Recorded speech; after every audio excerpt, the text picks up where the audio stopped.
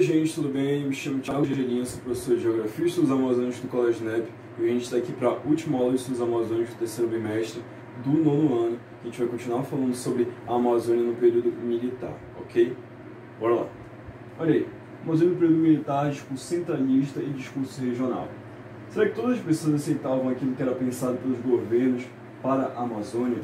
É que a gente já coloca quanto questão discurso centralista dos militares, que estavam na região sudeste, sul, centro-oeste do Brasil, e no outro ponto a gente já coloca o discurso regional de quem era morador e de quem convivia com a região e com os problemas e coisas características da região norte, ok? Olha aí, para parte da população, a Operação Amazônia, como ela é chamada, a operação de integração na Amazônia dos militares, não correspondia à necessidade. A forma autoritária de gerir a região, a falta de amparo às populações locais e avanço em terras de antigos moradores foram um fator.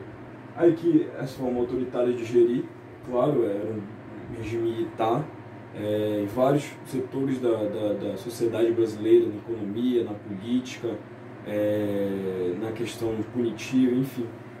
Os militares estavam ali com mão de ferro e agindo de forma autoritária e totalmente estúpida, digamos assim. Então, eles agiram com essa forma que incomodava quem morava na região. A falta de amparo às populações locais, porque muitas promessas e discursos foram feitos contra a população local, para a população local, de melhorias, de soluções, mas o que não aconteceu. E um avanço em terra de antigos moradores foram um fator. Os antigos moradores que a gente está falando são os indígenas, né? Aí aqui a gente já está falando sobre um problema maior, que vem a ser a ocupação dessas terras aí por esses novos empreendimentos advindos do regime militar. Aí aqui a gente já coloca o projeto hidrelétrico de Tucuruí, que esse é um dos problemas maiores. E é muito curioso a gente ver que esse problema que aconteceu aqui em 1974, que foi a instalação do projeto de Tucuruí, da hidrelétrica, veio acontecer nesses tempos agora recentes com a hidrelétrica de Belo Monte também. É um problema característico dessa situação, dessa exploração, mas enfim, como é das pessoas que são menos abastadas, financeiramente falando, então é um problema que pode ser deixado de lado. E esse problema que acontecia aqui, com esses avanços, esse território, era porque para criar a hidrelétrica era preciso alagar certas partes. E alagar certas partes é chegar a territórios indígenas,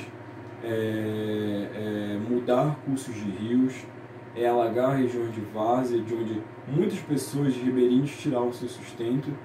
E não somente eles, mas os indígenas, os ribeirinhos, tiravam sustento também, principalmente da pesca. Quando a gente vê um rio assim, de forma totalmente abrupta, ser mudado o seu curso, ou ser mais alagado, as regiões também, as culturas de peixes ali também mudam, ou chegam até mesmo a morrer ou ser extintas. Então, quem tinha a renda proveniente da pesca, do extrativismo da região do Mangue, sofreu muito com isso. Com esse período aqui da instalação da hidrelétrica, até hoje sofre de certa forma, né? Então, a Eletronorte, que era a companhia elétrica daqui da região norte, ela foi incumbida dessa situação aí de tirar as pessoas dessa localidade e expulsar, né, da sua localidade e levar para um território mais longe da hidrelétrica, já trazendo desemprego, trazendo problemas sociais para pessoas que viviam da pesca e do extrativismo daquela região. Ser expulso daquela localidade para outras, enfim, é totalmente diferente, porque muitas daquelas pessoas sabiam fazer isso, só sabiam viver da pesca e do extrativismo, e estando longe dessa região, só restou para elas a pobreza, o desemprego e o desamparo social, ok? Esse foi um dos problemas entre os vários desses projetos grandiosos da ditadura militar. Aqui, Armando Mendes, o projeto de desacordo dos militares, assim, em 74, quando o Ernesto Geisel chegou ao poder, um dos presidentes militares, Armando Mendes, economista aqui da região norte, ele fez um projeto totalmente diferente de desacordo aos projetos militares na região aqui, que propunha, né, que as pessoas que moravam na região norte agissem de forma desobediente contra todas essas mudanças aí, porque tudo isso daí só vinha, esse projeto de integração, nada mais era do que um projeto exploratório e totalmente criminoso da região norte do Brasil. Então Armando Mendes viu isso, houve uma comoção nacional aí quanto a isso, mas não o suficiente para mudar esses planos. Aí aqui, contra esse problema também, que de forma curiosa, novamente, ainda é um problema muito grande na nossa região até os dias de hoje, que é o modelo agropecuário de latifúndio, a concentração de renda, é um fator de desmatamento, queimadas e conflitos pela terra também. E de novo, curioso ver uma coisa que há 50 anos atrás era realidade e até hoje infelizmente, na nossa região norte, que é essa questão do modelo agropecuário de latifúndio, onde as pessoas que vivem da agricultura familiar, da agricultura de milho e fúndio, né, tendo que estar em constante luta ali por terra por causa dessa ganância, dessa maior dessa vontade dos fazendeiros, dos chefes agrícolas ali de tomar cada vez mais terra e ter esse espaço, esse território, esse poder para si, né, para ter cada vez mais cabeças de gado e etc. E esse modelo que também promove o desmatamento, promove as queimadas para poder derrubar aquela região de terra e formar seus pastos, né? E esses conflitos pela terra também que são acarretados a partir disso. E a gente sabe que na ditadura militar eles passaram uma lei que até hoje é válida de alguma forma, né? Que todas as regiões 40 quilômetros além da rodovia, à beira da rodovia, 40 quilômetros além, seriam de terras da União. Então essas terras da União, nesse período da ditadura militar, como pela lei eram terras da União, então eles podiam doar para quem eles quisessem, doar, dar, vender, para quem eles quisessem. E isso aí muitos fazendeiros fizeram suas grandes fortunas e suas plantações agrícolas, seja de soja, seja de monocultura mesmo, ou até pecuária como gado, a partir disso, dessa lei e dessa promoção do governo militar ao desmatamento e às queimadas na nossa região aqui. Regiões até então intocadas pelo homem foram tocadas e foram queimadas e foram derrubadas, e muito da biodiversidade brasileira e amazônica se perdeu nesse período aí. Aí aqui o conflito pela terra, também quem já sabe, questão do MST, das pessoas que morrem nesses conflitos aí, questão tem que lembrar da curva do S, Eldorado dos Carajás, que tiveram quase 40 mortos, camponeses mortos na mão da polícia militar paraense nesse período aí no final da década de 90. Então tudo também é meio que reflexo desse período da ditadura militar aqui. E quanto a isso, a gente já volta um pouco no tempo, a gente tem a guerrilha do Araguaia, que foi um período importante aqui na Amazônia, onde militantes do Partido Comunista Brasileiro, Partido Comunista do Brasil, quer dizer, o PCdoB, cerca de 60 deles se instalaram ali no Araguaia, tendo o molde da luta armada muito baseado e inspirado na luta de Che Guevara e Fidel Castro em Cuba, né? Eles tinham toda essa questão de ter os camponeses, as pessoas ali daquele interior ali do Araguaia ao lado deles, para eles poderem fazer a luta armada a partir daquela região, expandir mais o domínio, né, da Aliança Comunista no Brasil, o que não deu muito certo, mas por um período deu, cerca de 5 anos aí, as 60 pessoas que estiveram ali instaladas no Araguaia conseguiram resistir às diversas investidas militares naquela região.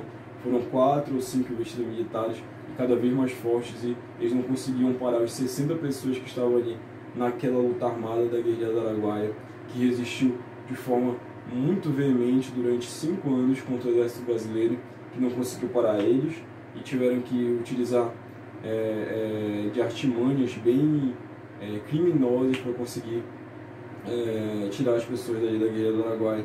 E até hoje muitos familiares desses guerrilheiros que estavam lá na luta armada estão atrás de seus restos mortais para poder dar a eles um fim digno, né? E por isso foi criada a Comissão da Verdade ali perto de 2010 e tal, para que as pessoas e parentes pudessem saber do paradeiro dos restos mortais deles para poder dar um fim digno, um enterro decente para essas pessoas que lutaram ali contra o regime militar nessa época aí, dentre os vários, pessoas que foram exiladas, lutaram pela volta da democracia, lutaram pelos direitos civis que estavam sendo tolhidos nesse período. Ok. As políticas militares mudaram muito a Amazônia nos últimos 50 anos, como eu falei, vários quesitos que eu falei que são curiosos, até hoje são reflexos desse período aqui. As políticas militares mudaram muito a Amazônia nos últimos 50 anos, migrações de pessoas nordestinas para cá, crises ambientais, desmatamento, queimadas, os latifúndios, que são ainda um problema, talvez o maior problema da região norte. E aqui a gente já fala sobre a década de 80, que o regime militar durou de 1964 até 1985, então quase 21 anos aí do regime militar, que são infelizmente reflexos até hoje na sociedade, não somente amazônica, mas também a brasileira. Empreendimentos agrícolas na região, imensos empreendimentos agrícolas na região, subsolo revirado pelos projetos de exploração mineral, como a Vale do Rio Doce, que hoje em dia é somente Vale, e é uma empresa privada estrangeira que está aqui extraindo minério da nossa região, e pouco desses royalties, né, desses subsídios da mineração voltam para a nossa região, e por isso essa nossa região convive com uma realidade de pobreza e de concentração de renda na mão de poucos. E aqui a gente já vê Barcarena e Paraupebas, símbolos dessa mudança. Barcarena também foi essa questão da mineração ali, com a cidade da Vila dos Cabanos ali, também que prospera muito a partir da questão da mineração, e também tem um risco muito grande ali, aquela barragem que está em Barcarena. A cidade toda de Barcarena tem muito risco de sofrer com o rompimento daquela barragem naquela região, como já aconteceu várias vezes no Brasil.